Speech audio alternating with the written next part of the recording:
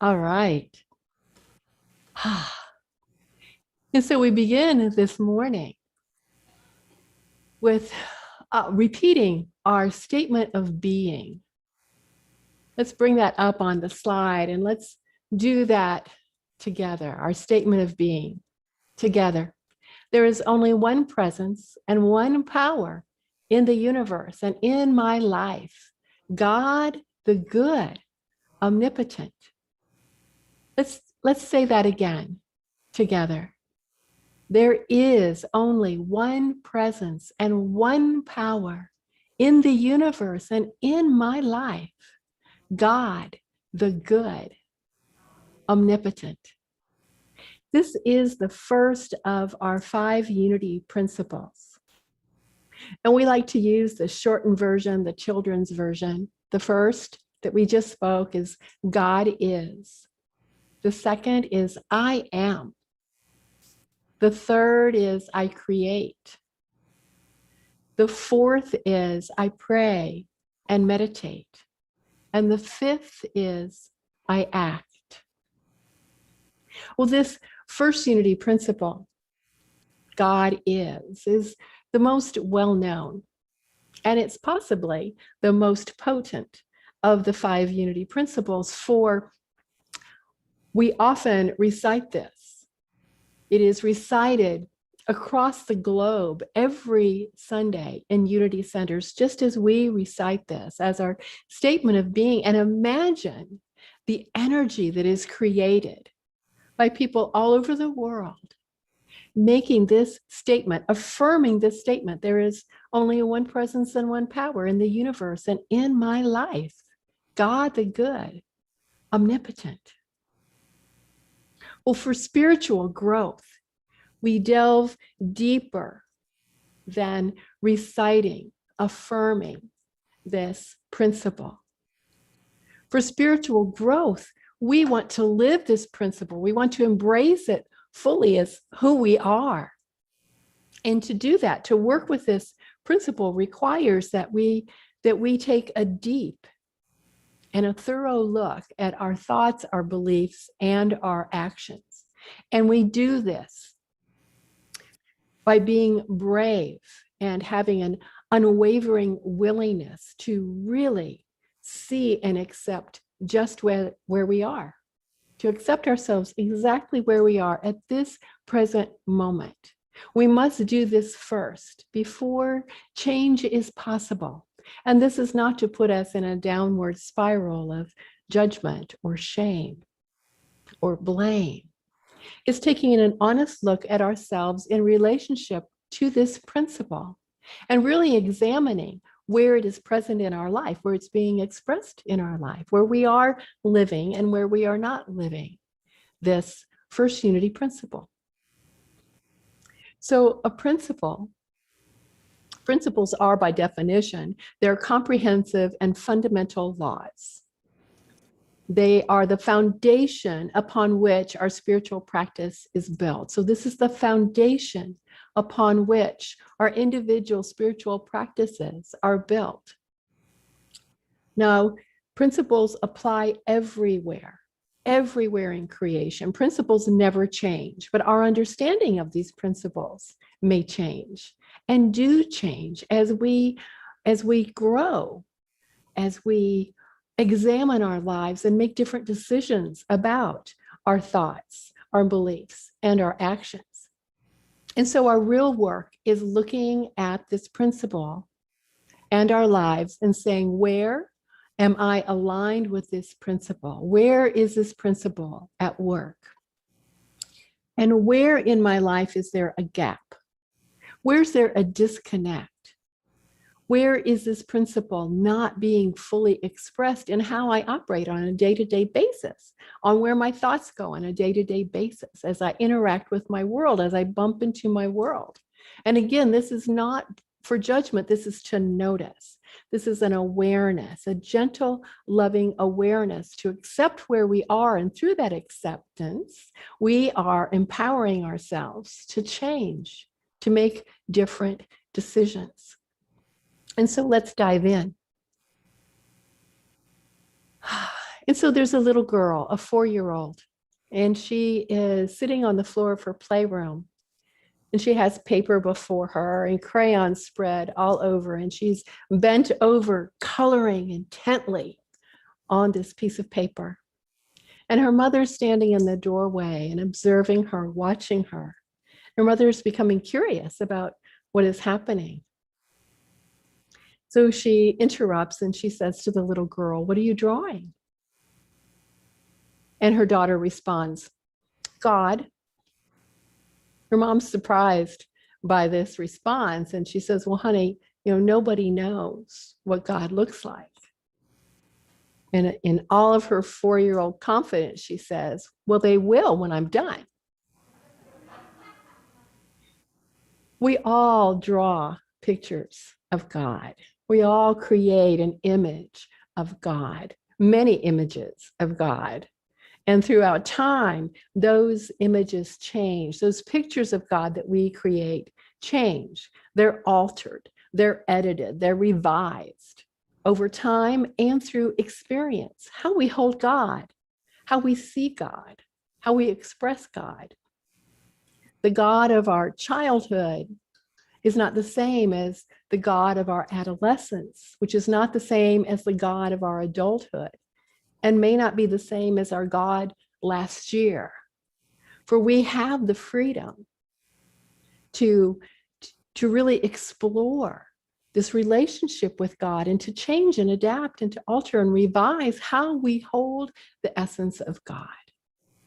And the Bible is really the story of this changing way that we hold God, as we develop these different concepts of God through time. The Bible also reflects an expanded consciousness. We can see that so clearly through the Hebrew scriptures and the Christian scriptures. This expanded consciousness of God, which continues today for each one of us. That has not stopped. We are not complete with our understanding of God. Charles Fillmore, co-founder of the Unity Movement, has this to say about how we hold God. "Let us remember that by describing God with words in our human way, we are but stating in the lisping syllables of a child that which in its maturity the mind still only faintly grasps." We understand so little of the largeness and magnificence of what God is. He goes on to say, "Yet man may know God and become the vehicle and expression of God, the unlimited fount of life, health, light, and love." So let's start with the very word God, because that may not work for you. We each choose our own name for God. It may be Allah, it may be Abba. It could be unconditional love. It could be light, infinite wisdom, spirit, ultimate reality, all that is, or simply presence or friend. We choose the word that we can embrace, that our mind and our heart will embrace as the descriptor of that which is truly undescribable. We choose the best word for us, and through time, that word may change. This first principle, the one presence and the one power, is really the principle of the Spirit. It is the theology of unity, and theology is simply the study of the nature of God. And so that's the theology of unity, the one presence and the one power. We call it the 3 O's, the 3 omnis. We say that God is omnipotent, and that means all powerful. We say that God is omniscient, and that means all knowing or all knowledge. And we say that God is omnipresent, everywhere present, and that presence is good. It's a positive presence. So how might we draw that God? What might that God look like? What might that God feel like? Well, let's unpack this one omni at a time. So we say that God is omnipotent, all powerful, and all inherently good, as in being the divine creator, all powerful in the creative process, not in the destructive sense that we see in some of the Old Testament, but all powerful in this creative process, the creator of the universe, what we call the creator of the heavens and the earth, the creator of us, the creator of all of nature. The God has the power to connect, the power to reveal, the power to communicate, the power to bring us to our knees in tears at the magnificence of the world around us. God has the power to soothe our hearts. All powerful, omnipotent. And then we have omniscient, all knowing. And I see this as a divine wisdom, a divine knowledge. God knows everything, but not in the sense of our childlike understanding of Santa, where God knows everything we did. Santa knew good list and bad list. Maybe as children, we were taught that God even knows our thoughts. That's a scary thing, isn't it? To think that someone is hovering over our thoughts. My understanding of God is that it's a divine knowing, and that God does know our hearts, does know our wounds and our love. For God is this divine energy, this principle, this law, this knowingness that transcends the human condition and perhaps does include the human condition. An all-knowing that is, in a sense, keeping us safe, that there is something bigger than us that is all knowledge, divine wisdom that's holding the markers for us. It's embracing us in the safety of love.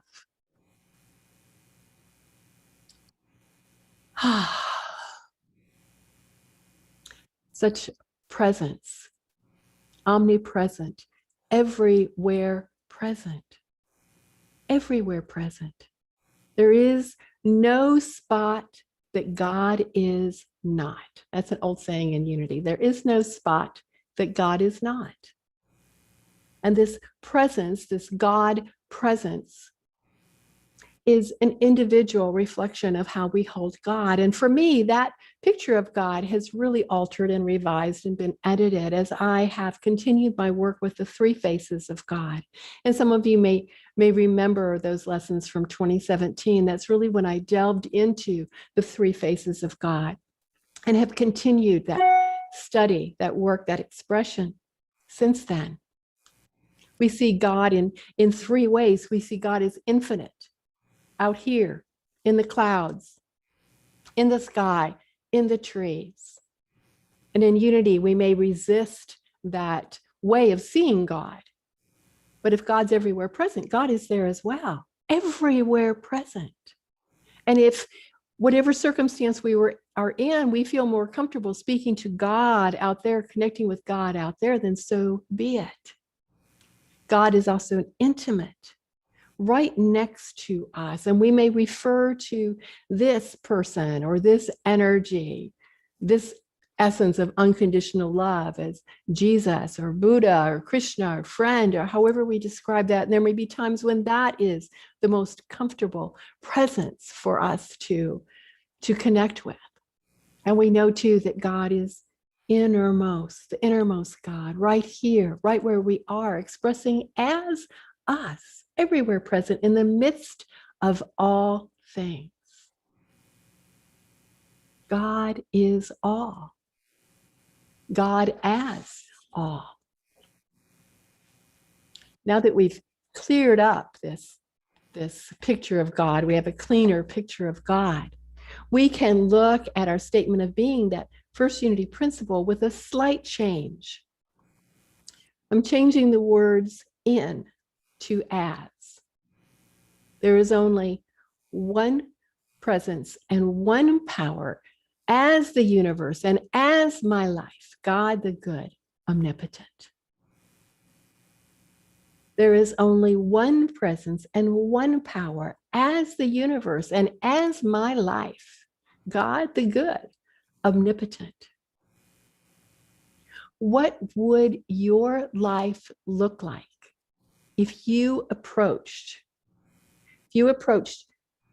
your day-to-day living, you woke up in the morning, every step you took, as if everything is God. God is all there is. If God is the only presence and the power, God is everything. So if we approach life as God is the only power in the universe, we have nothing to fear. There is only one presence and one power, God the good. Spirit has no opposite. There is nothing that exists opposite God in ultimate reality. Spirit has no opposite. There's no devil.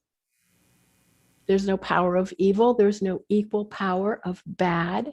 God is everywhere present and in every situation, every life event. And that can be tough to swallow. And we have traumatic experiences, and we have crisis, we have loss, we have destruction.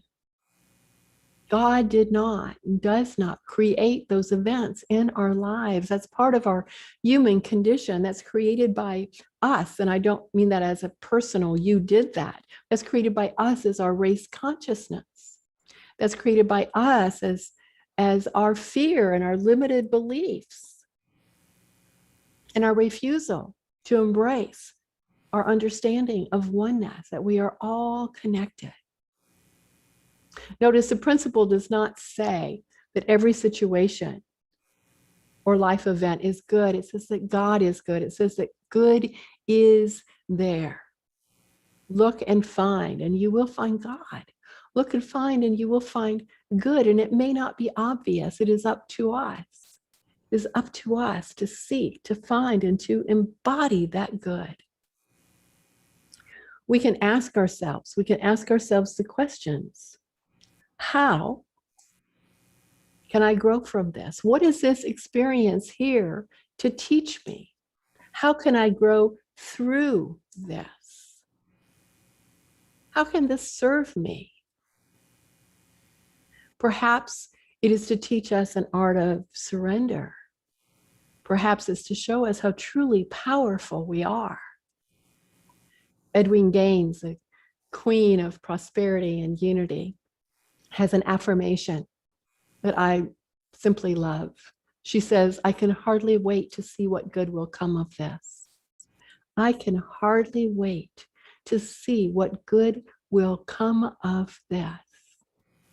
Look for God, you will find God. Look for good, you will find good. And we each can commit to bring that first principle with us everywhere we go as an active practice, living this first principle, the one presence and the one power, living that first principle out loud.